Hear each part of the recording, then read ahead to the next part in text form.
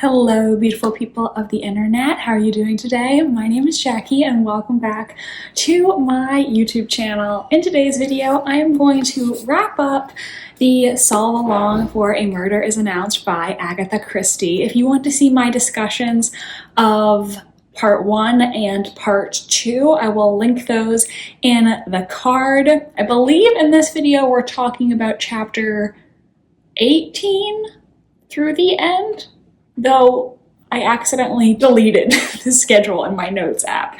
So basically I'm picking up where I left off in the last video, and we're going to discuss who the murderer was in this book. I have to say I did enjoy the ending, and I've really enjoyed following along with your comments as I try to piece this mystery out. So all that being said, let's talk about what happened in the ending of this book. Did I guess correctly? So first we got a resolution to the plot thread about Philippa Hames and who she was talking to in the summer house. It turns out she was not actually speaking to Rudy like Mitzi claimed. At the beginning of this section, Inspector Craddock confronts Philippa with the information that her husband did not actually die in Italy like she's always claimed. In fact, he didn't die during the war at all. He actually deserted from the army. And so that is actually the person that Philippa was talking to in the summer house, is her husband. And Philippa remains adamant that she's not going to say anything, says she hasn't seen her husband in years and she doesn't know what Craddock is talking about.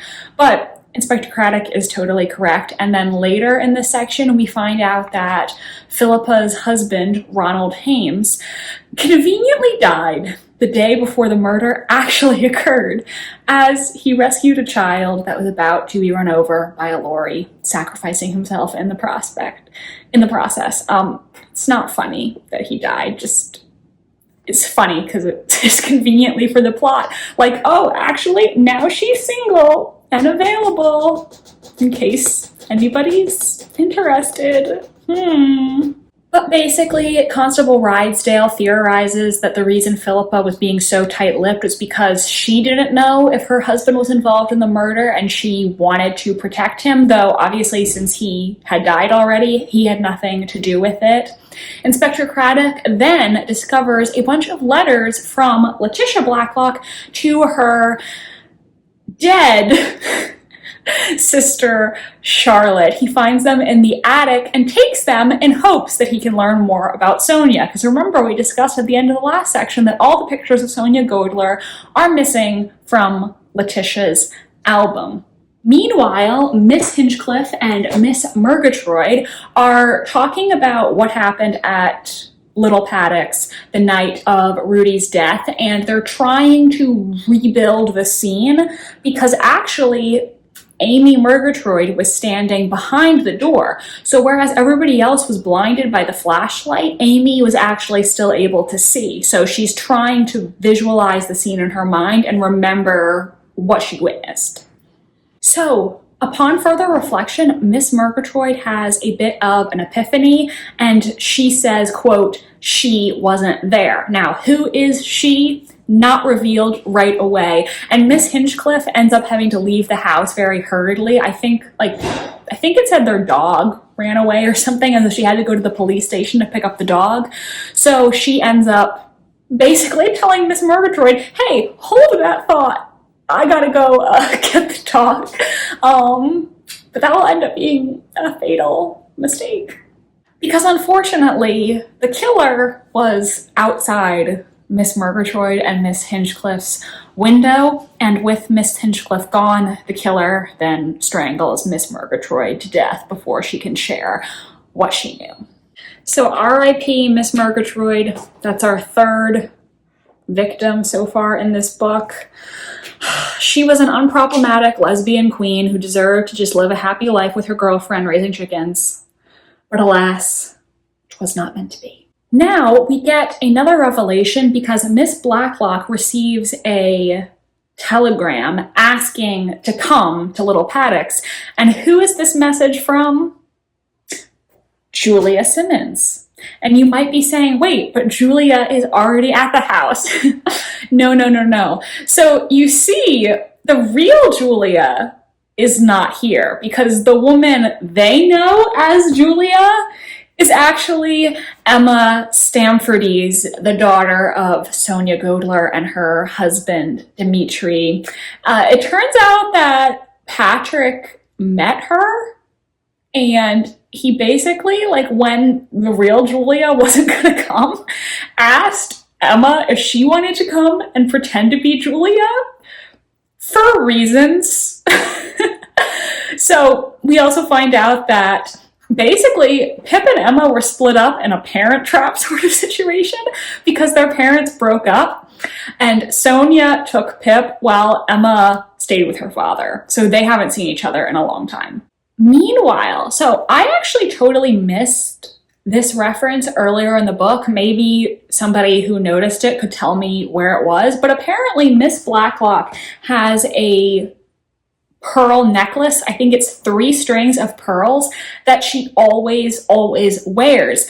And in one of these scenes, she accidentally breaks her pearls and immediately clutches her neck and runs out of the room distraught. And at this point, I was like, fist pump in the air, being like, oh, I'm gonna be right, I'm gonna be right. Meanwhile, after leaving Miss Hinchcliffe and the late Miss Murgatroyd's house, Miss Marple disappears, seemingly. And back at the Harmon house, because she's been staying with Bunch Harmon, she leaves behind a piece of paper with these words on them. Lamp, violets. Where is the bottle of aspirin? Delicious death, making inquiries. Severe affliction, bravely borne. Iodine, pearls, Lottie or Letty, and Bunch and Inspector Craddock actually have a hard time deciphering whether she wrote Lottie or Letty because they can't really tell her E's from her O's. And she also wrote old age pension on the piece of paper. So Inspector Craddock gathers everybody at the house, and he publicly accuses Edmund of secretly being Pip Stamfordy's, but Philippa actually reveals that she is Pip. And I was honestly really disappointed by this because Pip being short for Philippa was literally so obvious that I didn't think it could possibly be that. It was too easy. Like, come on. Did anybody read Pip and seriously not consider that it was short for Philippa? Like, that was so obvious to me. So I was kind of disappointed by that part. It was too easy. Now, in this scene, Mitzi has also revealed that actually the night of Rudy's death, she was not polishing silver like she said she was. She was in the dining room, and through the keyhole, she saw Miss Blacklock holding the gun. So she is publicly accusing Miss Blacklock of killing Rudy. While everybody is distracted by the Philippa revelation, Miss Blacklock follows Mitzi into the kitchen and tries to drown her. But she is not able to kill Mitzi because Miss Marple is actually hiding, and she sort of like imitating Dora's voice as a personification of Miss Blacklock's conscience, and she's able to stop what's going on before Mitzi is actually hurt. Miss Marple then publicly reveals, dun dun dun, that Letitia Blacklock is actually her sister, Charlotte Blacklock. Letitia is actually the one who died, and Charlotte is the one who lived. The reason that she always wore those pearls is because she has a scar on her neck from a goiter operation. So, who was right? Me, I was right. And I have to say, I was really happy about it. You know, sometimes you get to the end of the mystery and it's who you thought it was, and you're disappointed. But sometimes you get to the end of the mystery, and it's who you thought it was, and you're excited that you were right. And this is one of those latter times. Now, Miss Marple tells Bunch that she's long suspected Miss Blacklock because Miss Blacklock she would have been one of the easiest people to get in contact with Rudy, which is something that I brought up, I believe, in my first video. It also would have been easier for her to arrange things at her house and ensure there was no fire burning to illuminate the room. It just would have been easier for someone to arrange this whole charade if they actually knew the house and could control things at the house. Basically, as I theorized, when the real Letitia died, Charlotte took her identity so that she could claim the Godler inheritance. Basically, Charlotte, you know, she was a recluse for so many years because she was ashamed of her goiter. And so now that she has this opportunity to get this inheritance and really have the financial security to live her life to the fullest, she's not going to let that pass her by.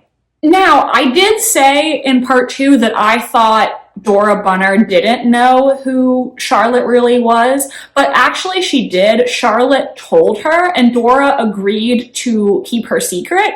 But Dora was a very absent-minded person, and so she would sometimes say Lottie when she should have been saying Letty. She would sometimes slip up and call her by her actual name.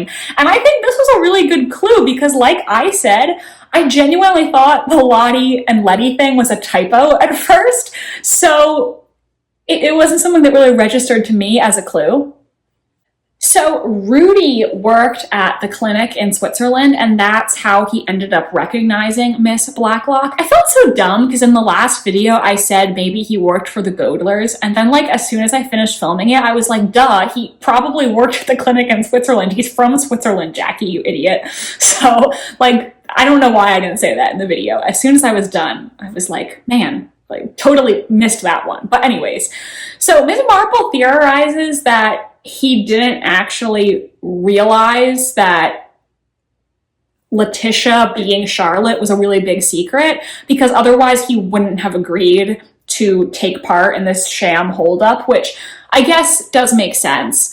But Miss Marple theorizes that he maybe asked her for a bit of money and she assumed that he was blackmailing her even though the intention wasn't really there. She asked him to play the part of a gangster at this party she was having, and Miss Marple just thinks that Rudy agreed to it thinking it was the whim of an old woman, but he didn't realize there's a sinister intention behind it. I still kind of stand by my earlier point that I don't know why Charlotte Blacklock had to announce the murder. Like, I think that was totally unnecessary because she could have just invited people over for a non-murder party, but I guess maybe she thought it would redirect suspicion away from herself if she claimed that she had nothing to do with the advertisement. And, you know, listen, Agatha Christie probably just had a really cool idea for a premise and she wanted to make it work. As a mystery writer myself, I respect that. Now, also going back to that earlier dispute between Dora Bunner and Letitia Blacklock about what she was doing when the lights went out. So Charlotte intentionally made the lights go out by pouring water from the violet vase onto the cord of the light, which blew the fuse. That's how she made the power go out. And also the cigarette burn on the table was actually from that. It was not a cigarette burn at all. She was also the one who had switched the lamps because one of the lamps had a frayed cord, and so she knew that she needed to use that one if she wanted to blow the fuse, basically. Miss Marple also theorizes that after shooting Rudy, she probably just used something small like nail scissors to make a little nick in her ear so that it would bleed. I don't know if there was any actual like foreshadowing for that. If there was, I missed it. I don't think there were any clues that indicated the presence of nail scissors, but if anybody else picked up on that and I just missed it, do let me know. That part kind of came out of nowhere for me. Also, to go back to all Sonia Godler's photos being missing, that was just because Charlotte had deduced that Philippa was actually Pip. Apparently, Philippa looks so much like Sonia, And Charlotte, because she developed a real affection for Philippa, didn't want Philippa to get caught up in this or suspected. That's why she got rid of all the photos, because she didn't want anyone else to notice the resemblance between mother and daughter.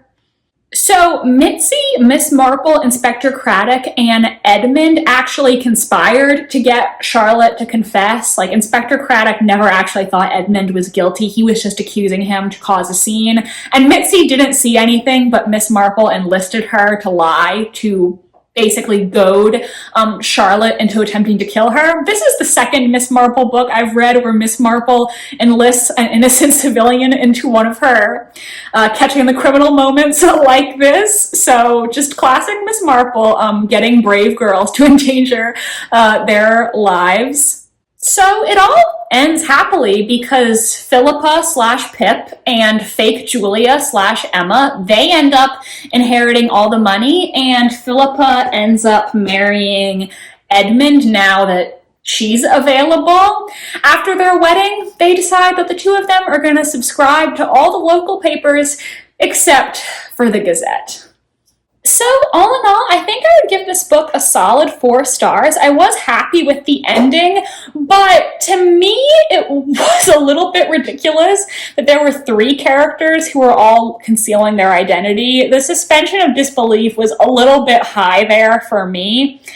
And Charlotte Blacklock was definitely not the smartest criminal, but I think that was intentional because really, it's not like she set out intending to kill people. She just wanted to get this money, and then she sort of ended up digging herself into a deeper and deeper hole. So I don't think she was meant to be a criminal mastermind, and while some of her choices along the way were questionable, I think that was just because she didn't have that criminal mastermind personality. You know, she was kind of doing things rashly on the fly to prevent herself from being caught.